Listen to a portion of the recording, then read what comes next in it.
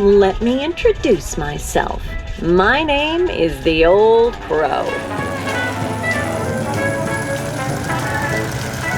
My name is Hans Nordsiek. I'm from Europe, from the Netherlands. Born in Amsterdam 1959. And my other passion is vintage airplanes and especially Stearmans. This Stearman was built in 1943 as a trainer plane. After the war it was a crop sprayer until somewhere in 1975, and it was converted back into a private airplane for fun rides. Then I bought the airplane in Haiti, Missouri with two of my friends a little over 30 years ago. We gave it a major overhaul 15 years ago in Europe, and it is still in better than new condition.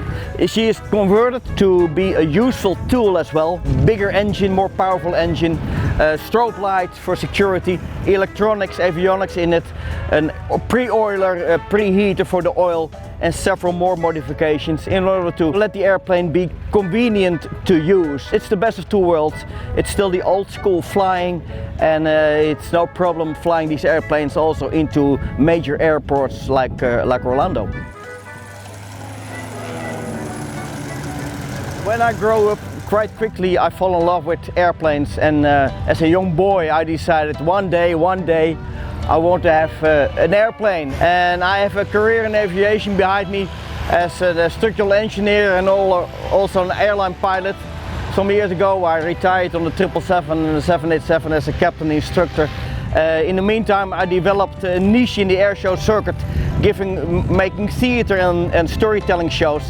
And about 2 years ago I had another dream knocking on my door. Hey Hans, why don't you take your airplane to the US where she was born, and all the stories that you got of the history in Europe, why don't you take them back to where they belong, to the United States, and tell especially the young generation about what happened in the 1940s. During my 80+ years of flying, I got quite some exciting experiences.